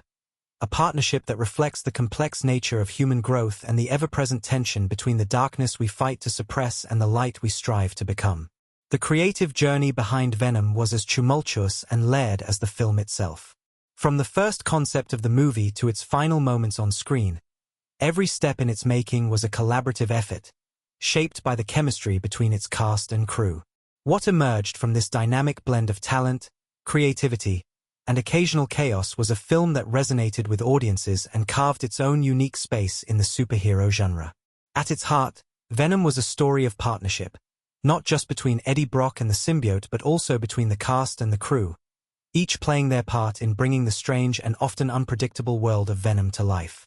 Tom Hardy's performance as Eddie Brock was one of the film's most defining features. His portrayal was raw, compelling, and layered with both humor and pathos. Hardy, known for his intense and immersive approach to roles, infused Eddie with an energy that was both reckless and vulnerable. It wasn't simply the transformation into the Venom-host hybrid that Hardy brought to life. It was his ability to balance the film's darker moments with lighter, almost absurd humor. Hardy's dedication to the role wasn't confined to the script. He threw himself into the character in a way that made Eddie's internal conflict feel genuine. Stories from the set paint a picture of an actor who fully embraced the chaotic, transformative nature of his character. There were many instances where Hardy's improvisational skills took the film to places unexpected. His interactions with Venom, particularly, were often unplanned moments that provided both tension and comedic relief.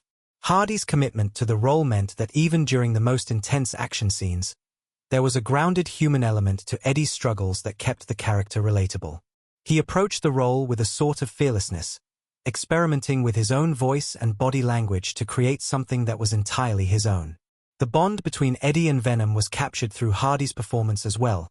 His ability to give voice to the symbiote's alien presence while also making it feel like a strange, awkward partnership made the relationship feel both comic and tragic. On the other side of this dynamic was Venom himself, voiced by Hardy as well. This decision to have Hardy provide both the physical and vocal aspects of Venom was a unique choice that imbued the character with a particular energy. The back-and-forth banter between Eddie and Venom became one of the movie's most memorable elements. Hardy's performance was in part shaped by his deep immersion into the film's world and his willingness to take risks. Venom's voice, a gravelly, menacing presence, was complemented by the symbiote's unexpected moments of humor, often delivered with biting sarcasm. The decision to make Venom a more comedic figure wasn't just a tonal choice. It helped humanize the symbiote, turning him from a purely monstrous antagonist into a layered character with his own motivations and desires. Hardy's Venom was a strange, almost endearing presence that ultimately created an odd synergy between the two. The off-kilter chemistry between Eddie and Venom, both pulling in different directions, became the emotional core of the movie. It was as if they were two halves of a whole, each needing the other, but neither fully understanding how to exist together. While Hardy's performance was crucial to the film's success, Venom wouldn't have worked without the support of the talented cast surrounding him. Michelle Williams, who played Anne Weing, Eddie's ex-fiancée, was another standout. Williams brought both strength and vulnerability to her role, grounding the film's more chaotic elements with her grounded, emotional presence. Anne's relationship with Eddie is complicated, laced with unresolved emotions and a sense of betrayal. Williams imbued her character with a quiet resilience, making Anne's role more than just a love interest or a plot device. In the moments when Anne and Eddie reconnect, there's a palpable sense of history and hurt, something that Williams masterfully conveyed. She also brought a level of humanity to the film, balancing Hardy's more eccentric portrayal with a measured performance that kept the emotional stakes grounded. Williams and Hardy shared a natural chemistry, one that helped define their complicated relationship. Their scenes together were some of the most emotionally charged in the film, capturing the tension and the still-burning connection between them. Riz Ahmed, who played Carlton Drake, the villainous CEO of the Life Foundation, gave a performance that added complexity to the film.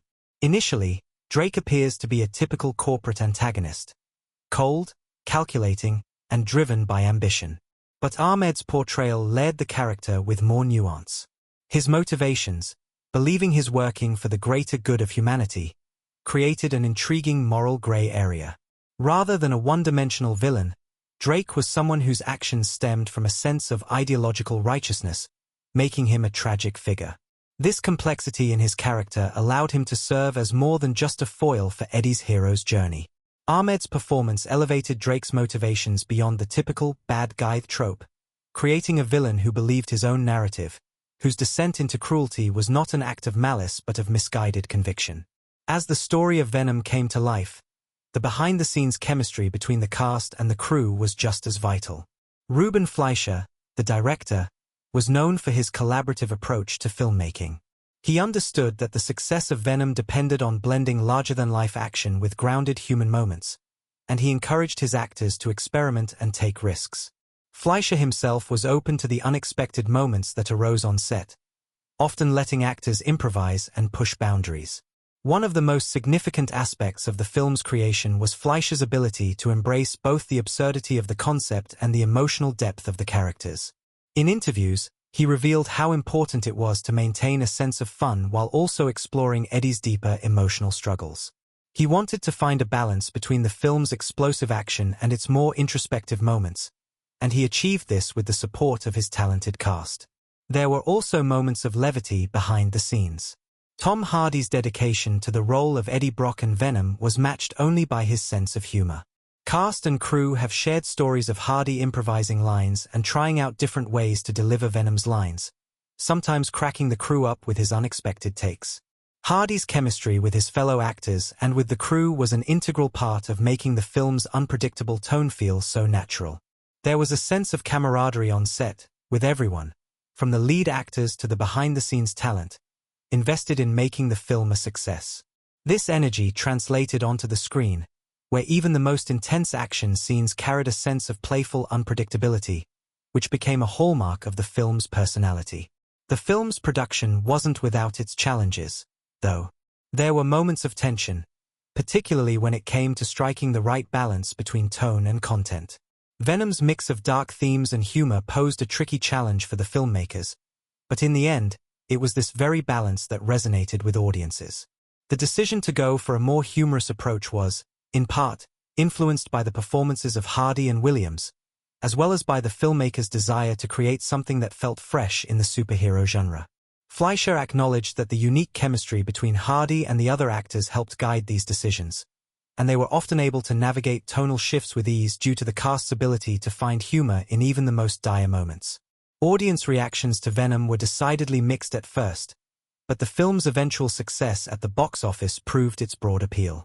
Many critics initially expressed skepticism about the film's tone, questioning whether the mix of horror, action, and comedy would resonate with audiences. However, it quickly became apparent that Venom had found its audience, particularly in the way it embraced the anti-hero trope. Fans of the comic book character were drawn to the film's commitment to the source material, while others were captivated by the film's unique blend of humor and intensity. Hardy's performance was singled out by many as a major highlight, with many praising his ability to bring such depth to what could have been a more straightforward action role. The film's unexpected comedic moments also garnered attention, with many praising the unusual chemistry between Eddie and Venom as one of the film's most endearing qualities. Venom arrived in theaters in 2018, at a moment when superhero films dominated the global box office, but the landscape was beginning to shift. Audiences were familiar with the grandiosity of the Marvel Cinematic Universe and the darker tones of the DC Extended Universe, but Venom carved its own identity in this crowded space. It was not a traditional superhero film. It was a chaotic, messy, and darkly humorous exploration of what happens when a villain becomes the hero, albeit reluctantly and with a great deal of inner turmoil. Though it did not follow the conventional formula for a superhero origin story, Venom managed to strike a chord with audiences, establishing itself as a unique and unforgettable entry into the genre. Its lasting legacy has only grown since its release, influencing not only the superhero genre but also the broader world of cinema and pop culture. When the film first hit theaters, the response was mixed. While many audiences embraced the film's brash, irreverent tone and Tom Hardy's captivating, often unpredictable performance, critics were divided, with some expressing skepticism about the film's blending of dark themes with offbeat humor. However, Venom defied the expectations of the naysayers and quickly gained traction, particularly among fans of the character and comic book adaptations in general. The film's success at the box office, grossing over $850 million worldwide, proved that there was more than enough interest in the anti-hero's story. It demonstrated that audiences were eager to see a film that deviated from the cookie-cutter superhero narratives they had come to expect. Rather than a traditional hero's journey, Venom explored a partnership between a man and an alien parasite, creating a unique dynamic that would resonate with fans for years to come. At its core, Venom is the story of transformation, not just physical, but emotional and psychological. Eddie Brock's journey from a disgraced journalist to a reluctant antihero parallels the broader shift in how films portray characters who are not neatly aligned with traditional concepts of good and evil. In a world where the lines between hero and villain have become increasingly blurred, Venom became a touchstone for a new kind of protagonist. One who exists in the moral gray area, struggling with inner demons but still seeking a form of redemption. This shift in how stories are told reflects a larger cultural moment, where audiences began to demand more nuanced characters and narratives that questioned the binary of heroism.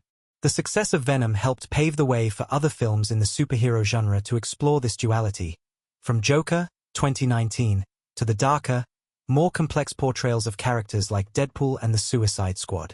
One of the film's most significant cultural impacts was its influence on the way comic book adaptations could balance humor with darker, more serious themes.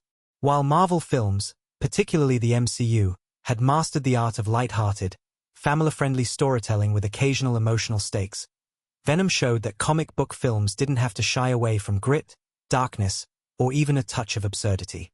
The chemistry between Eddie and Venom, the humor that stemmed from their unlikely partnership, and the sheer unpredictability of their interactions created a new model for how comic book films could blend action with dark comedy. This shift opened the door for future films to experiment with tone and genre, allowing filmmakers to take risks with their interpretations of beloved characters and stories. The success of Venom also proved that R-rated superhero films could not only work, but they could thrive at the box office, inspiring a slew of subsequent films, most notably Deadpool 2, 2018, and Logan, 2017, to adopt a similarly bold, irreverent approach. The character of Venom himself, brought to life by the dynamic performance of Tom Hardy, became a cultural icon in his own right. Venom was unlike any superhero, or anti-hero, audiences had encountered before. He wasn't a man who happened upon power. He was a chaotic, destructive force of nature who was just as likely to eat his enemies as to fight them. His strange, sarcastic relationship with Eddie created a bond that was as dysfunctional as it was compelling, and audiences couldn't help but be captivated by their odd couple dynamic. The symbiote's voice, delivered by Hardy in a gravelly, almost comedic manner, became one of the most memorable aspects of the film, and fans quickly adopted Venom as a character with a voice all his own, one that was both menacing and endearing. In the years since, the image of Venom, the snarling, mouth-foaming anti-hero, has remained a prominent fixture in pop culture, further solidified by the film's sequel, Venom: Let There Be Carnage, 2021, which expanded the character's universe. Venom's impact also reverberated beyond just the cinematic world. It found its way into the hearts of fans through comics, merchandise, memes, and online fan communities. The movie's success breathed new life into the character, prompting a surge in comic book sales and renewed interest in the symbiote's origins and its subsequent adventures in the Marvel Universe. Fans embraced the raw, unpredictable nature of Venom, celebrating the film's humor and dark tone. The film's most iconic moments, particularly Eddie's initial bonding with the symbiote, became the subject of endless memes, while fan art celebrating the bizarre and unsettling connection between Eddie and Venom flooded social media platforms. In many ways, Venom became a touchstone for a certain era of superhero films that rejected the overly polished, formulaic nature of traditional blockbusters and embraced a more experimental, offbeat approach. On the global stage, Venom's success had a profound impact on the way non-MCU superhero films were perceived. Prior to its release, many people saw superhero films as a strictly Marvel or DC affair, with little room for independent visions. But Venom demonstrated that there was room for other voices, ideas, and interpretations in the genre. The film's success encouraged studios to take risks with characters that had traditionally been sidelined or relegated to niche corners of comic book fandom. As superhero films continued to expand and diversify, Venom became an essential part of that larger cultural conversation, proving that there was space for stories that didn't necessarily fit into the well-established norms of superhero cinema. It was a reminder that the genre could be playful, irreverent, and yes, even a little messy. But the lasting legacy of Venom is more than just its influence on other superhero films or pop culture. It is also about how the film connected with its audience on a deeper, more personal level. Eddie Brock's journey is one of failure, self-doubt, and redemption. It speaks to the universal human experience of grappling with inner demons, whether they be addictions, insecurities, or past mistakes, and the search for a sense of identity and belonging.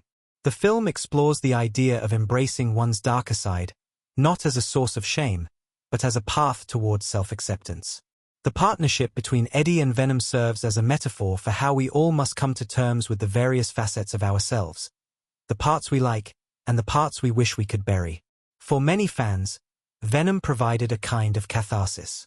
Eddie, a man who has lost everything, finds a new purpose by embracing his new identity as Venom's host. His evolution is a powerful reminder that we are all capable of growth and transformation, even in the face of our darkest impulses. This message resonated deeply with audiences, who saw in Eddie's struggle something that felt both personal and universal. Venom gave voice to the awkward, the imperfect, and the flawed characters who, despite their mistakes and failings, are still worthy of love, acceptance, and even redemption. In a world that often values perfection and success, Venom was a loud, unapologetic celebration of imperfection and the messy path toward finding peace with oneself. In the years following its release, Venom's legacy has only continued to grow, with the character becoming a mainstay in both comic book lore and cinema. Its success paved the way for future films that explore similar themes of transformation, duality, and redemption. The influence of Venom can be seen in the way filmmakers approach anti-heroes, complex villains, and morally ambiguous characters. It also helped reshape the conversation around superhero films, showing that there was room for films that weren't afraid to get their hands dirty, to be a little bit messy, and to embrace both the dark and the light aspects of the human condition. Ultimately, Venom's lasting legacy is not just about how it changed superhero cinema. It's about how it tapped into something universal. It reminded audiences that heroes don't always have to be perfect, and that the journey toward redemption is often far from straightforward. With its dark humor, chaotic action, and heartfelt moments of vulnerability, Venom remains a testament to the power of embracing the messiness of life and finding strength in our flaws. It carved a unique place for itself in the cultural conversation and continues to inspire new generations of fans who see themselves in Eddie Brock and his symbiotic other half. In Venom, 2018, several cars are featured throughout the film, some more prominently than others. The use of vehicles helps define characters and drive certain plot points, particularly for Eddie Brock, played by Tom Hardy. Here's a breakdown of some of the notable cars in the movie. Eddie Brock's car, a 2017 Audi S7. Eddie Brock, the protagonist, drives a 2017 Audi S7. The sleek, luxurious car complements his character as a successful investigative journalist. The Audi S7 is featured in key moments, including when Eddie confronts the Life Foundation's headquarters early in the film. And Weing's car, a Lexus RX Eddie's ex-fiancée, and Weing, played by Michelle Williams, is seen driving a Lexus RX, which reflects her professional and somewhat upscale character. This vehicle is used in several scenes, including during her interactions with Eddie Life Foundation vehicles throughout the film. The Life Foundation, the organization that is central to the plot, uses various high-end SUVs and trucks. These vehicles are used by Carlton Drake, played by Riz Ahmed, and his team to transport the symbiotes, and they're seen during various chases and confrontations throughout the film. Some of these vehicles include black Mercedes-Benz G-Wagons and Ford trucks, which emphasize the power and wealth of the Life Foundation's corporate operations. Police cars. Various police vehicles appear in scenes involving law enforcement chasing or being involved in action sequences, including the scene when Eddie, now bonded with Venom, engages in a chaotic escape. The police vehicles help ramp up the intensity during moments of action and pursuit. Venom's car chaos in one of the movie's funnier and more chaotic moments. When Eddie is fully bonded with Venom, there's a scene where Eddie, with Venom controlling his actions, wrecks a vehicle during a chase. This adds to the wild and unpredictable energy that defines their partnership. Helicopters and other transport. While not cars per se, helicopters and motorcycles are used in key action scenes. These are particularly important in sequences involving the Life Foundation's pursuit of Eddie and his transformation into Venom. While the film isn't centered on a high number of vehicles like a traditional action or car-centric movie, cars are still used effectively to support the characters and enhance the action sequences. The Audi S7 and Lexus RX stand out as the most notable in terms of character development, while the Life Foundation's fleet of vehicles, especially their SUVs and trucks, help underscore the sinister, corporate nature of the antagonists. The production budget of Venom, 2018, was approximately $100 million. This figure is relatively modest when compared to some other major superhero blockbusters, especially within the context of the larger superhero genre, where many films regularly have budgets in the $150 million to $200 million range. However, Venom's budget was deemed sufficient for its ambitious blend of action, visual effects, and star power, especially considering that the movie's tone and style were somewhat different from the standard superhero fare at the time. Despite the budget being somewhat smaller, Venom went on to perform exceedingly well at the box office, grossing over $856 million globally, which made it one of the most successful superhero films of 2018. This commercial success not only covered the production costs and marketing expenses but also turned Venom into a major financial success for Sony, ensuring the character's return in subsequent films. The film's budget was allocated to several key areas. Visual effects. A significant portion of the budget went into the high-quality visual effects required to bring the symbiote, Venom, to life.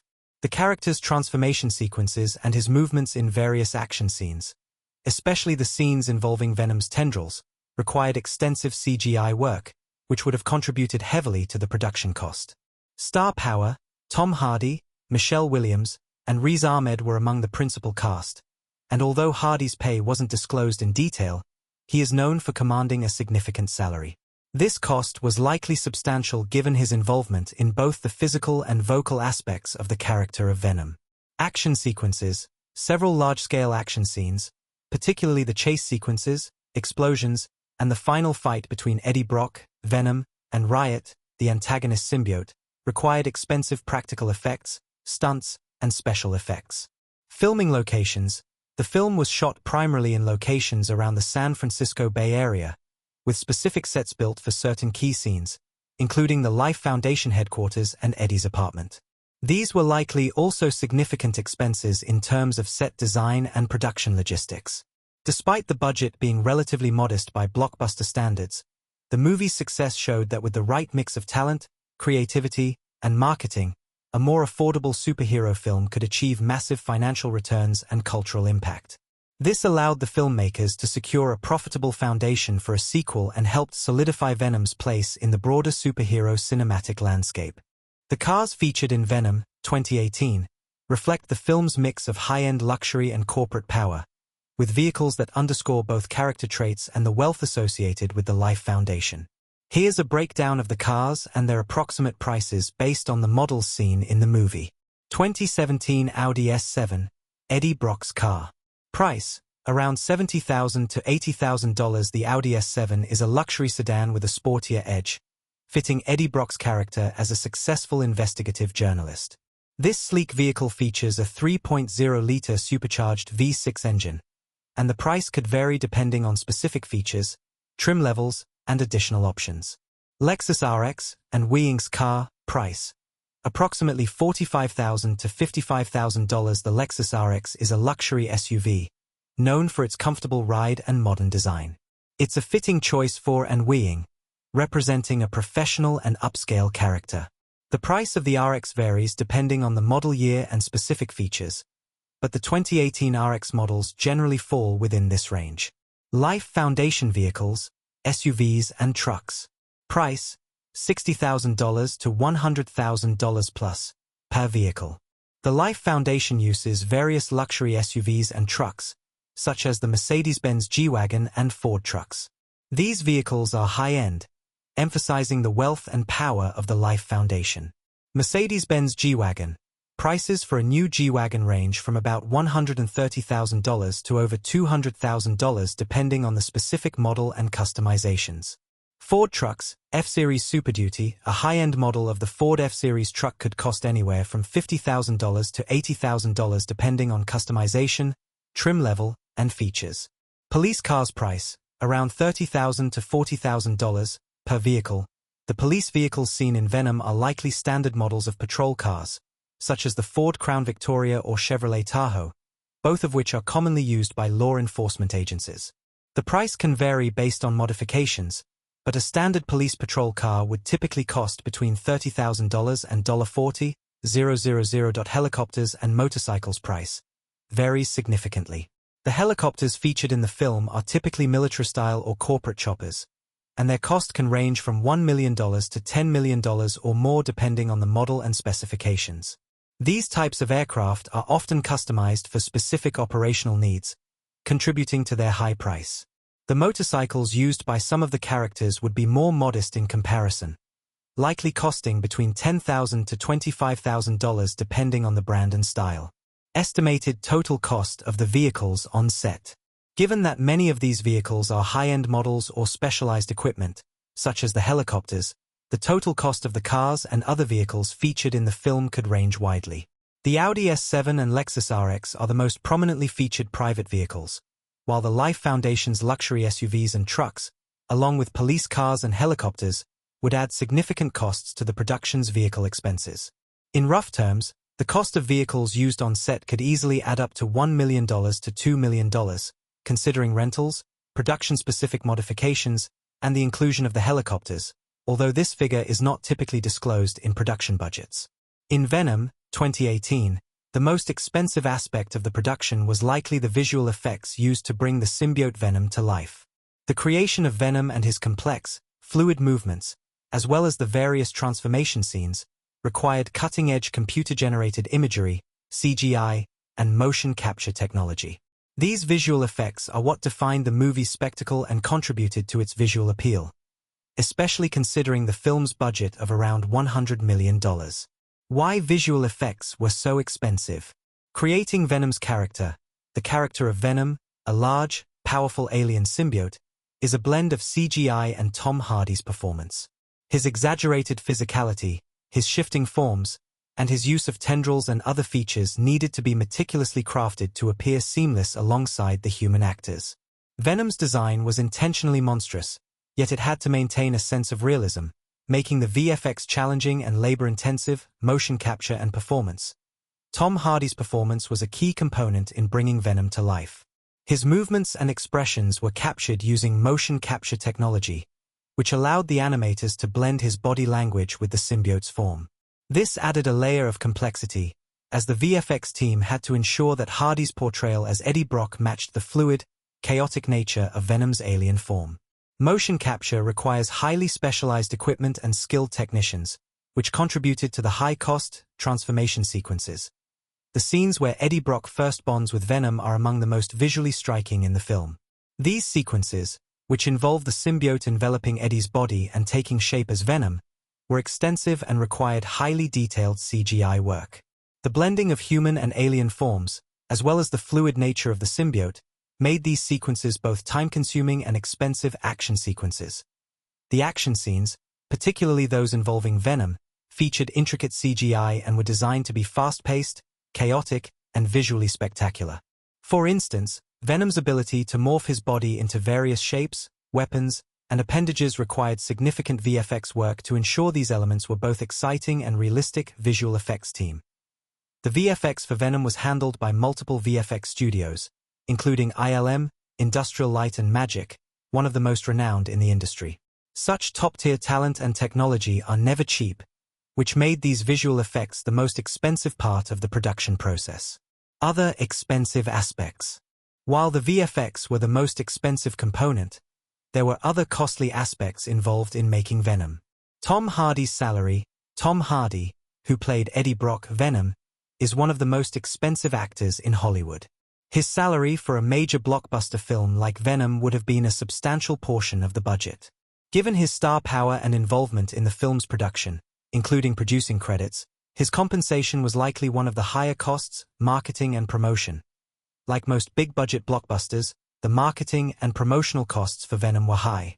Sony spent heavily on advertising, including television spots, digital marketing, and international promotions.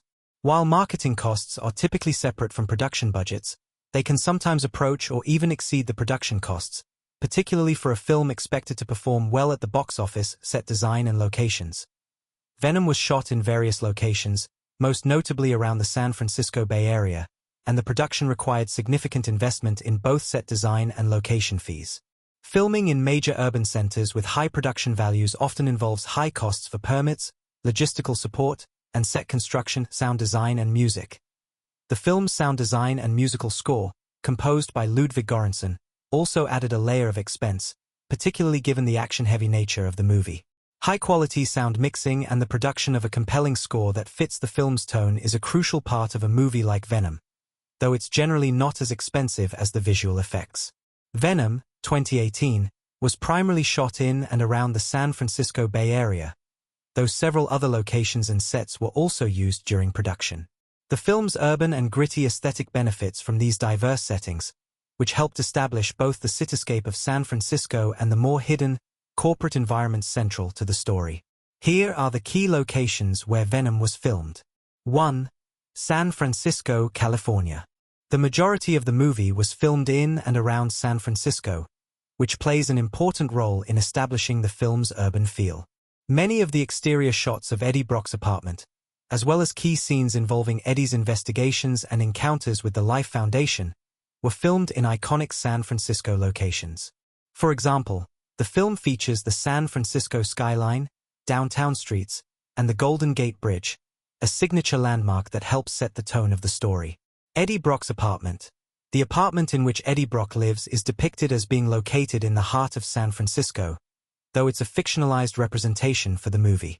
The location captures the feel of a rundown, modest apartment that mirrors Eddie's status at the beginning of the film Life Foundation headquarters. While the Life Foundation's headquarters in the movie is depicted as a futuristic, sterile building, the actual location for filming was Pier 70, a historic site located along the waterfront in San Francisco. The industrial look of the pier helped establish the high-tech, corporate atmosphere of the Life Foundation's operations. Vancouver, Canada. In addition to San Francisco, a significant portion of Venom was filmed in Vancouver, British Columbia, Canada. Vancouver is a common filming location for many Hollywood productions, particularly for scenes requiring controlled studio environments, interior sets, and visual effects work. Studio filming. Many of the interior scenes, including some of the complex lab settings at the Life Foundation, were filmed in Vancouver sound stages. These set pieces were constructed to reflect the sterile, scientific environments of the Life Foundation's operations action sequences. Some of the larger action sequences, particularly the scenes involving the car chases, were also filmed in Vancouver. The city's urban landscape, including some streets and industrial areas, was used to represent San Francisco's more dynamic and chaotic side. Other locations. Malaysia. Some of the movie's footage was filmed in Malaysia, specifically for scenes that needed a more exotic, industrial feel. These sequences helped to flesh out the larger scope of the movie, which involved the Life Foundation's global reach specialty sets. For certain action sequences and visual effects heavy shots, like Venom's transformations, the production also used specialized studio locations. These controlled environments helped ensure the seamless integration of CGI with physical acting. Sound stages and CGI facilities. In addition to on-location shooting, a significant amount of the visual effects work, motion capture, and set work for Venom's character was done in controlled environments such as sound stages. Major VFX houses like Industrial Light and Magic, ILM, were involved in creating the symbiote and the action scenes involving Venom's transformations. Why San Francisco? San Francisco was chosen as the main setting for several reasons. Urban and diverse landscape. The city's mix of high-tech, corporate districts, and more rundown neighborhoods fit well with the movie's narrative of a man, Eddie Brock, on the fringes of society who stumbles into an otherworldly and corporate conspiracy. Iconic landmarks. San Francisco's skyline, the Golden Gate Bridge, and distinctive architecture made for an instantly recognizable backdrop. The bridge, for example, helps anchor the film in a real-world, grounded setting while also establishing a larger-than-life visual presence, realism with sci-fi elements. San Francisco has long been a favorite backdrop for films that blend realism with speculative elements, such as the X-Men series, and that same aesthetic worked for Venom's mixture of gritty realism and fantastical sci-fi. Venom, 2018, had a highly successful run at the American box office, contributing significantly to its global earnings. Here's a detailed look at the box office performance in the United States. Domestic box office performance, USA. Opening weekend, October 5th to 7th, 2018, Venom had an impressive opening weekend, grossing $80.3 million in North America. This was the second largest opening weekend for an October release at the time, just behind Gravity, 2013. The movie exceeded expectations, especially given the mixed reviews it had received before release. Total domestic gross. By the end of its theatrical run in the United States, Venom earned a total of $213.5 million domestically. This was an excellent performance for a film with a production budget of around $100 million, showcasing the film's broad appeal despite not being a traditional superhero blockbuster like The Avengers or Spider-Man. Key factors behind its domestic success. Star power of Tom Hardy. Tom Hardy's popularity played a significant role in attracting audiences, both comic book fans and general moviegoers. His portrayal of Eddie Brock, Venom, struck a chord with viewers, blending humor, action, and a darker anti-hero personality genre appeal. As a darker, edgier take on the superhero genre, Venom attracted not only fans of the comics but also people looking for something different from typical superhero films. The film's tone, combining horror and action with elements of comedy, helped broaden its appeal beyond the standard comic book fanbase. Strong word of mouth. Although the film received mixed critical reviews, audiences seemed to enjoy the fun, chaotic nature of the story, leading to positive word of mouth. Many viewers embraced the unique dynamic between Eddie Brock and the Venom symbiote, particularly the humor and unpredictability of their relationship. Superhero fatigue. At the time of Venom's release, the superhero genre was experiencing something of a saturation point, with many traditional superhero films hitting theaters. Venom, which was a more unconventional take with an anti-hero at the forefront, offered something fresh to the audience. Box office milestones. Venom also made a notable impact in terms of its ranking among comic book films and its own genre. It was the highest-grossing film of the weekend it opened and went on to dominate the box office for several weeks in a row. Including in its second weekend, it became the highest-grossing film of October at the time, surpassing the previous record holder Gravity, 2013. The film's strong showing in its domestic market laid the groundwork for its global success, with Venom eventually crossing the $856 million mark worldwide. Venom, 2018, is a film that defied expectations and delivered an unforgettable experience for audiences. When the first rumors of a movie centered around the anti-hero Venom surfaced, many wondered how a Spider-Man-related character could hold the spotlight without the wall-crawler himself.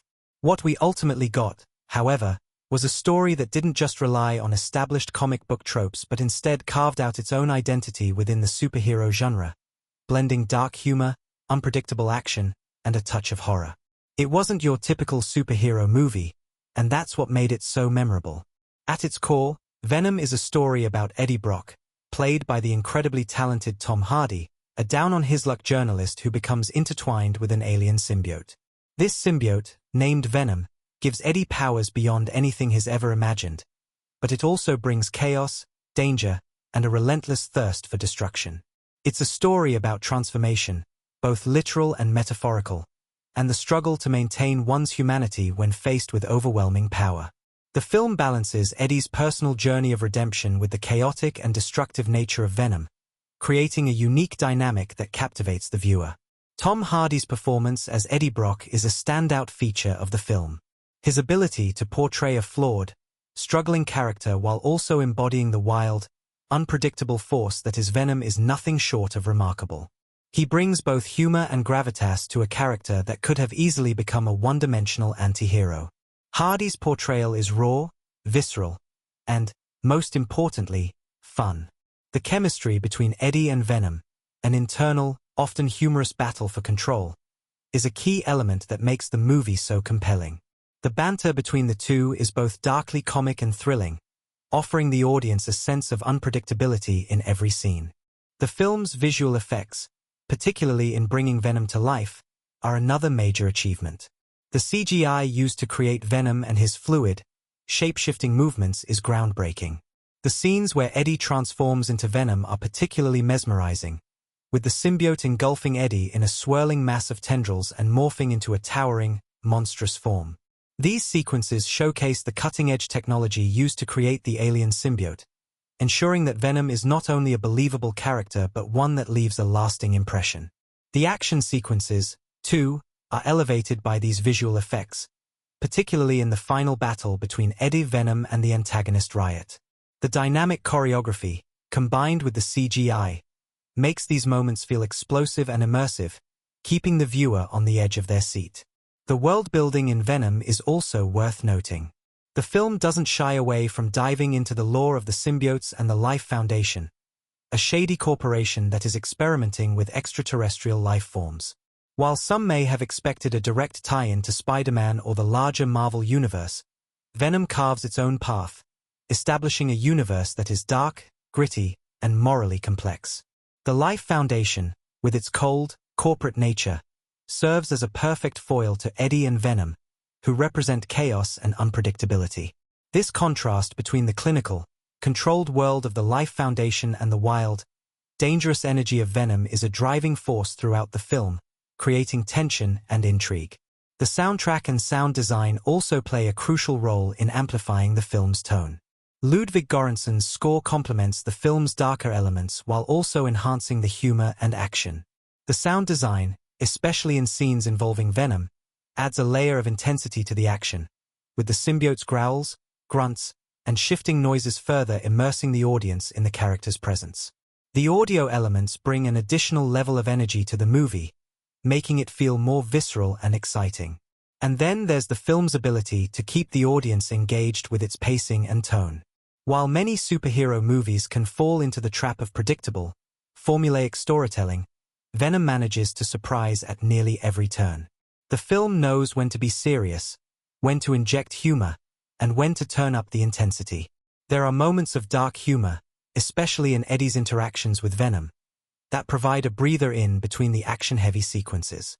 At the same time, the film doesn't shy away from darker moments, especially as Eddie grapples with his transformation and the consequences of his new symbiotic bond. This balance of tones keeps the movie fresh and enjoyable, ensuring that it never feels like it's dragging or becoming too predictable. As we think about Venom in the broader context of the superhero genre, it's clear that the film found its own unique voice. It doesn't rely on the traditional hero's journey, nor does it need to be tethered to Spider-Man to be effective.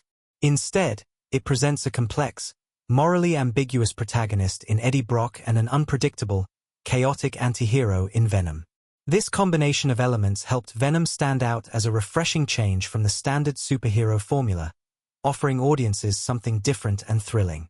The film's success at the box office, grossing over $856 million globally, with $213 million of that coming from the domestic market, attests to the public's hunger for this kind of story. While Venom might not have received universal praise from critics, it was embraced by audiences, many of whom appreciated its fresh take on the superhero genre. It's proof that sometimes, a film's true power lies not in pleasing critics, but in delivering a fun, engaging experience that resonates with viewers. Venom also opened the door for future films in the character's universe. The success of the first film led to the sequel, Venom: Let There Be Carnage, 2021, and the continued exploration of Venom's relationship with Eddie Brock. The film's ending, which teases a larger world and the potential for more symbiote-related stories, leaves the door wide open for future installments, allowing the universe to expand in exciting ways. As we wrap up our exploration of Venom, 2018, it's clear that this movie is more than just a typical superhero flick. It's a thrilling, dark, and often hilarious ride that captured the imagination of audiences worldwide. From Tom Hardy's unforgettable performance to the cutting-edge visual effects, from the unexpected twists to the boundary-pushing action, Venom stands as a unique and exciting entry in the superhero genre. Whether you're a die-hard comic book fan or someone who's just looking for an entertaining ride, Venom has something to offer everyone. If you haven't seen Venom yet, now is the perfect time to dive into this chaotic, entertaining, and unforgettable film. Don't miss out on experiencing the wild, unpredictable adventure of Eddie Brock and Venom.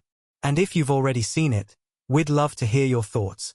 What did you think of the movie's unique take on the superhero genre? Was Venom's chaotic dynamic with Eddie your favorite part? Let us know in the comments below. If you enjoyed this deep dive into Venom and want more content like this, be sure to like, comment, and subscribe. Stay tuned for more insights, reviews, and discussions on your favorite films and characters. Thanks for watching, and we can't wait to dive into more cinematic worlds with you soon.